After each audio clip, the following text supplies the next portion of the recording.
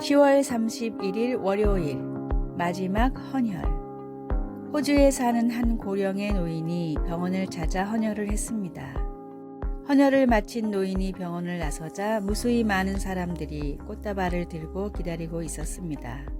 사람들은 노인을 향해 열렬한 환호와 박수를 보내며 살려줘서 고맙습니다 라고 인사를 했습니다. 축하의 주인공인 해리스는 60년 전 우연히 수술을 받다가 자신에게 RH병을 치료할 수 있는 항체가 있다는 사실을 알게 됐습니다. 의사들은 희귀 항체를 가진 해리슨에게 놀라움을 금치 못했습니다. RH병은 산모의 혈액이 태아를 공격하는 희귀병인데 해리슨의 피로 이 병을 고칠 백신을 만들 수 있었습니다. 자신의 헌혈로 사람을 살릴 수 있다는 걸 알게 된 해리슨은 이후 2주마다 한 번도 거리지 않고 60년간 헌혈을 했습니다. 1173번의 헌혈을 통해 200만 명을 살린 해리슨은 81세가 되면서 호주법으로 더 이상 헌혈을 할 수가 없었습니다. 그래서 마지막 헌혈을 하던 날에 그동안 해리슨에게 도움을 받은 많은 부모와 자녀들이 병원으로 찾아와 감사를 표현한 것이었습니다. 한 사람의 삶이 수백만 명에게 생명을 선물로 줬듯이 예수님의 보혈로 모든 사람들이 구원받을 수 있습니다. 분명하고 유일한 진리이고 영원한 생명을 주는 예수님의 보혈을 세상에 힘써 전하십시오. 오늘의 말씀. 우리는 그리스도 안에서 그의 은혜의 풍성함을 따라 그의 피로 말미암아 속량 곧 죄 사함을 받았느니라. 에베소서 1장 7절. 오늘의 찬송 197장 은혜가 풍성한 하나님은. 오늘의 만나 나에게 주어진 것으로 영원한 생명을 주는 주님의 복음을 전하는 기회로 사용합시다.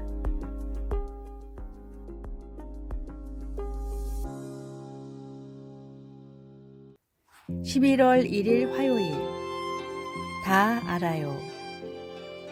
5살짜리 아이는 모든 걸 다 안다고 주장하며 우리에게 웃음을 줍니다. 아이들은 뭐든지 안다고 때로 그럴 수 있지만 조금 더 나이를 먹은 우리는 그렇지 않다는 걸 압니다. 그리고 우리는 흔히 답보다는 질문거리를 더 많이 가지고 있습니다. 우리는 비록 모든 것을 다 알지 못해도 모든 것을 아시는 하나님을 우리가 알고 있다는 것을 종종 잊어버린 채 인생의 왜, 언제, 어떻게에 대해 궁금해합니다. 시편 139편 1절과 3절은 모든 것을 아시는 우리 하나님께서 우리를 얼마나 종합적으로 친밀하게 이해하고 계신지에 대해서 말합니다. 다윗은 여호와여 주께서 나를 살펴보셨으므로 나를 아시나이다. 나의 모든 길과 내가 눕는 것을 살펴보셨으므로 나의 모든 행위를 익히 아시오니 라고 말합니다. 우리를 완벽하게 사랑하시고 오늘 우리가 맞닥뜨릴 문제를 모두 알고 계시며 인생의 모든 상황에서 우리를 돕는 최선의 방법을 아시는 하나님을 우리가 알고 있다는 사실이 얼마나 유한이 되는지 모릅니다. 우리의 지식에는 언제나 한계가 있지만 하나님을 아는 지식이 가장 중요합니다. 우리에게는 하나님을 아는 지식이 가장 중요합니다. 하나님은 가장 신뢰할 수 있는 분이기 때문입니다. 말씀. 나의 모든 길과 내가 눕는 것을 살펴보셨으므로 나의 모든 행위를 익히 아시오니. 시편 139편 3절. 찬송 407장 구주와 함께 나 죽었으니. 기도. 저에 대한 모든 것을 또 제게 필요한 모든 것을 아시는 주님 감사합니다. 아멘.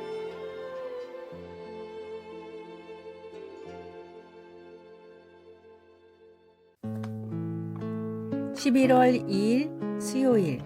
소중한 두 샘물. 인접한 산속에 물이 귀한 두 마을이 있었습니다.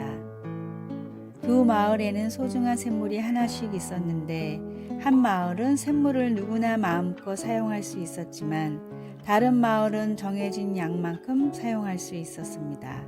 마음껏 물이 있는 마을 사람들은 물이 사람을 위해 있는 것이기 때문에 있을 때 잘 써야 한다고 생각했지만 정해진 양만 쓰는 마을 사람들은 언제 떨어질지 모르는 소중한 물이기 때문에 조금이라도 오래 쓰려면 아껴야 한다고 생각했습니다.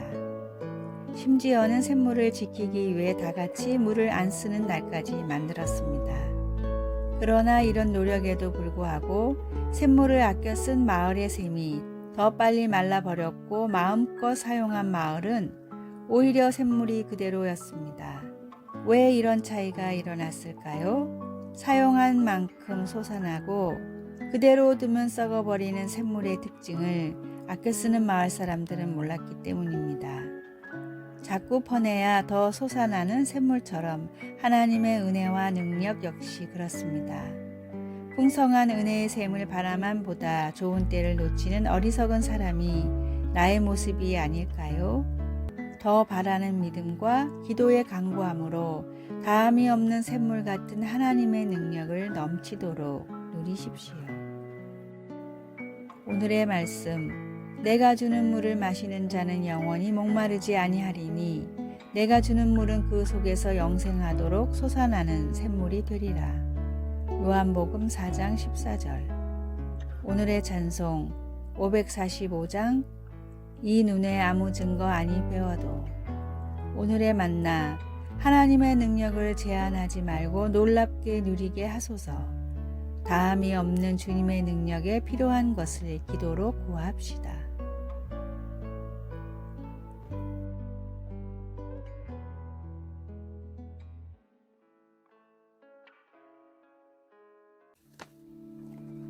(11월 3일) 목요일, 멍게의 운명이 아닌 성장으로.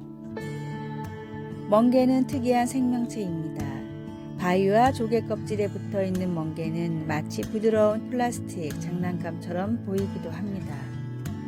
멍게는 활발했던 어릴 때와는 달리 흐르는 물에서 영양분을 섭취하면서 수동적인 생활을 합니다. 멍게는 먹이를 찾고 자신을 보호하는 기능을 하는 원시적인 척수와 두뇌를 갖춘 올챙이 같은 모습으로 삶을 시작합니다. 어렸을 때는 바다를 탐색하며 시간을 보내지만 성체에 이르면 변화가 일어나 바위에 달라붙어서 탐색과 성장을 멈추어 버립니다.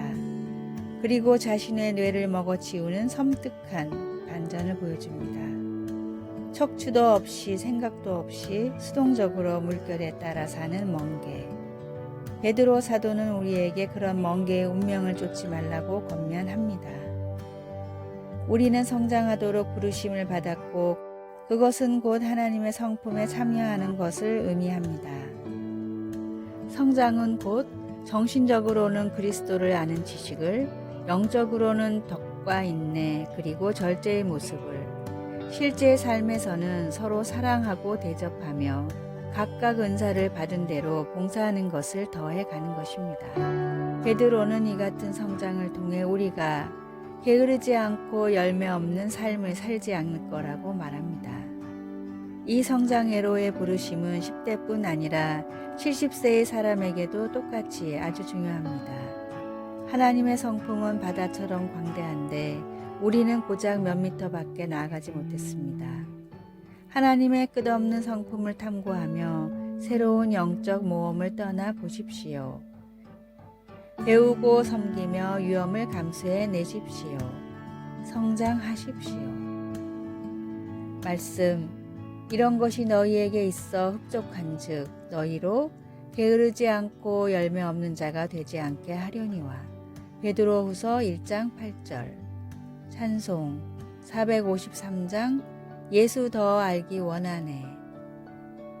기도, 하나님 아버지, 매일 주님을 더 닮아가려는 열정을 저에게 주소서. 예수님의 이름으로 기도드립니다. 아멘.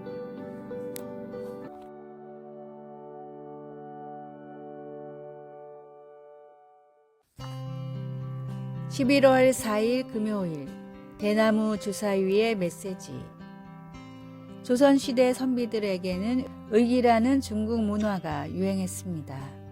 물컵처럼 생겼지만 정작 물을 부으면 쏟아져 버려 마실 수 없는 쓸모없는 컵인데 이 컵 주변에 청빈, 안분과 같은 분자의 교훈을 적어 부와 명예 같은 것들은 컵으로 빠져나가는 물과 같이 쓸모없는 것이며 정말 중요한 것을 잊지 말라는 일종의 교육용 도구였습니다. 의기 중 가장 유명한 것은 7개의 면이 있는 대나무 주사위였는데 각각의 면에는 다음의 교훈이 새겨져 있었습니다. 첫 번째, 매일 3번 감사의 말을 하라. 두 번째, 홧김에 나오는 말을 3번 참아라. 세 번째, 남을 3번 칭찬하라. 네 번째, 내 잘못을 3번 인정하라. 다섯 번째, 실수해도 3번만 꾸짖지 마라. 여섯 번째, 남이 잘못해도 3번만 탓하지 마라. 일곱 번째, 남의 흠을 3번만 헐뜯지 마라. 몸에 익히고 필요한 교훈은 가까이 두고 지켜야 합니다. 내 삶에 풍겨나는 그리스도의 향기를 위해 내 발의 등이고 내 마음에 비친 하나님의 말씀을 시시때때로 접하고 암송합시다. 오늘의 말씀, 주의 말씀대로 나를 붙들어 살게 하시고 내 소망이 부끄럽지 않게 하소서. 시편 119편 116절. 오늘의 찬송 201장 참 사람 되신 말씀. 오늘의 만나, 주님의 말씀을 내 삶에 더 가까이 두게 하소서. 가장 자주 쓰는 스마트폰을 볼 때마다 말씀을 한 구절씩 묵상합시다.